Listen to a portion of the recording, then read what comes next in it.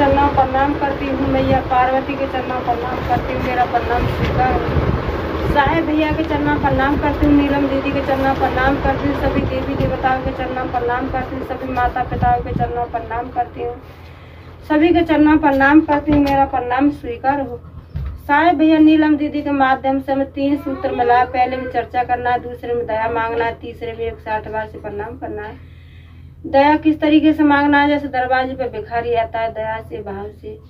और दूसरे में आने जाने वाले व्यक्तियों को बताना है। तीसरे में 108 बार से प्रणाम करना है। रुद्राक्ष की माला द्वारा कर सकते हो, सांस द्वारा कर सकते हो, उंगली द्वारा कर सकते हो, जैसे आपका दिल चाहे मन चाहे जैसे आप कर सकते हो। आइए आप सबका कमलेश भक्ति चैनल पर स्वागत है। मैं आपको एक कथा सुनाने जा रही हूँ। कथा बहुत सुंदर है और मैं इंस्टाग्राम पर भी हूँ। इंस्टाग्राम पर देखिए, फॉलो कीजिए। और देवों के देव महादेव की कभी आधी कथा नहीं सुनना चाहिए, पूरी कथा सुनना चाहिए। आधी कथा सुनने पर देवों के देव महादेव का अपमान होता है, पूरी कथा सुनने पर सम्मान होता है। इसीलिए आधी कथा नहीं सुनना चाहिए, पूरी ही कथा सुनना चाहिए। और लास्ट में हर हर बोले ओम नमः शिवाय बोल देना चाहिए। क्यों कि घर की कष्ट मुसीबत सब दूर होती हैं और घर में खुशियां आती हैं, घर में कोई चीज का कमी नहीं रहता है। आइए आप सबका कमलेश भक्ति चैनल पर स्वागत है। मैं आपको एक चर्चा सुनाने जा रही हूँ। एक गांव था, तो उस गांव में और एक छोटा सा परिवार रहता था। दोनों पति और पत्नी थे। उनके पास कोई बच्चा नहीं था। तब बेचारे गरीब थे, तो अपना कमाते खाते वही छोटे मोटे अपना गृहस्थ चलाते थे। और अपने देवों के देव महादेव के दोनों प्रिय भक्त थे।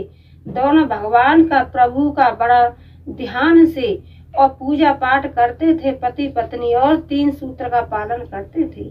इसी तरीके से समय चलता आ रहा था। तो उनके पास कोई भी बच्चा नहीं था।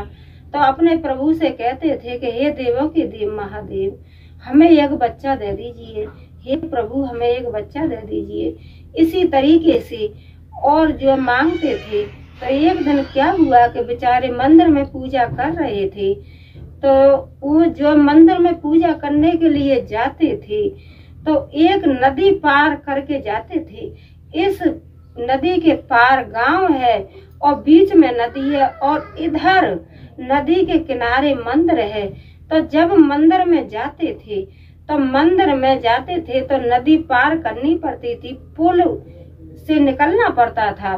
तो एक दिन बेचारे यही पूजा कर रहे थे। तो नदी के तट पर, नदी के किनारे, और 2 लड़कियां छोटी छोटी सी रो रही थीं। तो उन्होंने पति पत्नी ने दोनों लड़कियों को उठा लिया और बड़े प्रेम से, बड़े भाव के साथ में, और उनका पालन पोषण किया धीरे धीरे। और लड़कियां बड़ी हो गईं। लड़की बड़ी हुई तो वो क्या करती थी कि अपनी माँ के पास भी, माँ के साथ भी, और हाथ बटाती थी, घर का काम काज करवाती थी। और जो पिता जाते थे खेती में मेहनत करने के लिए, तब पिता का हाथ भी बटाने लगी। कहती थी पापा जी हम करवाएंगे, पिताजी हम करवाएंगे। तो दोनों पति पत्नियों को थोड़ा, पत्नी को और पति को थोड़ा आराम मिला। और अपने 3 सूत्र का पालन करना पति और पत्नी नहीं छोड़े।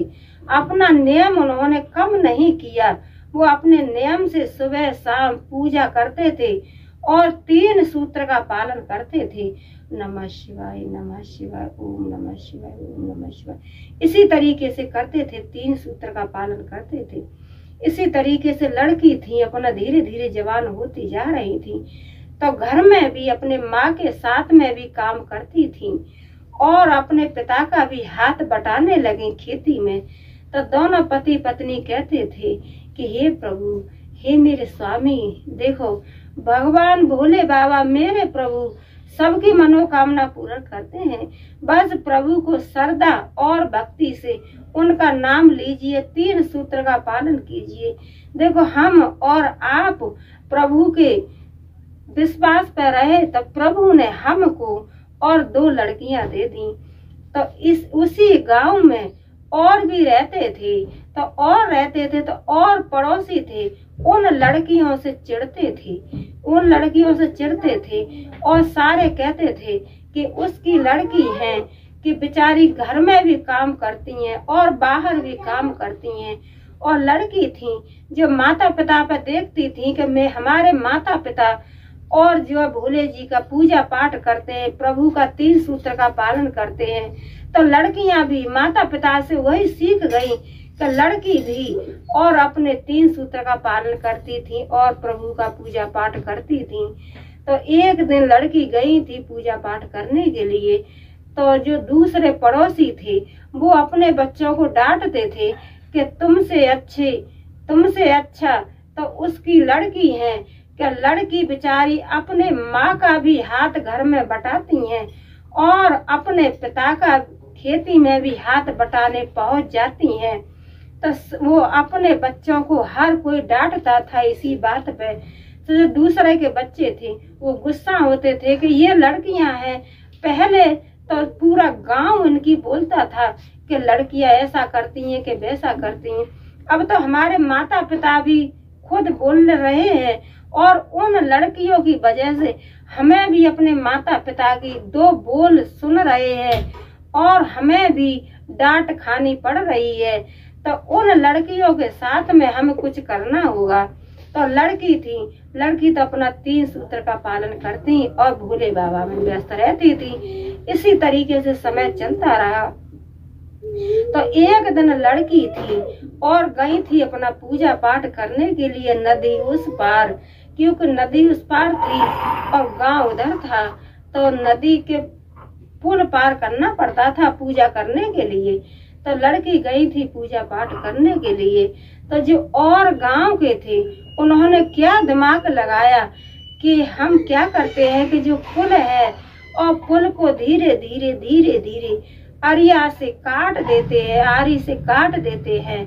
तो ये लड़कियां इसमें डूब जाएंगी तो मर जाएंगी, तो कोई भी इनका अच्छाई बुराई हम लोगों को सुनने को ना पड़ेगी।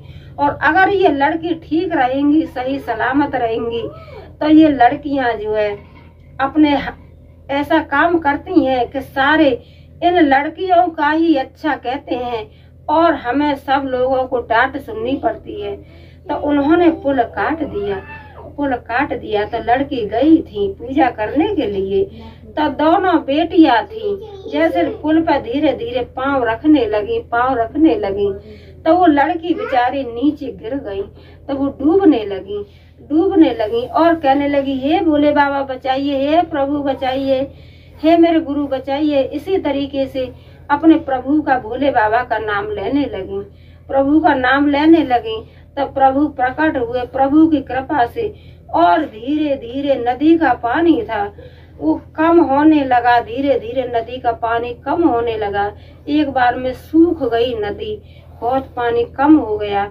तो लड़कियां थी अपने ठीक सही सलामत और जो अपने घर पर पहुंच गई और यही जो हादसा था अपने माता पिता को बताया। तो माता पिता कहने लगे कि मेरी बेटी जिसने भी और भगवान पे, भोले बाबा पे विश्वास कर लिया, वो कभी भी अपना विश्वास खत्म नहीं होने देंगे।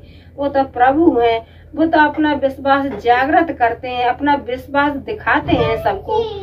तो मैं यही कहूँगी, हे भोले बाबा, हे प्रभु, जैसे आपने उन लड़कियों की मनोकामना पूर्ण की, जैसे सभी भक्तों की मनोकामना पूर्ण करना। बोला सच्चे दरबार की जय, बोला मैया पार्वती की जय, बोला शंकर भगवान की जय। हर हर महादेव।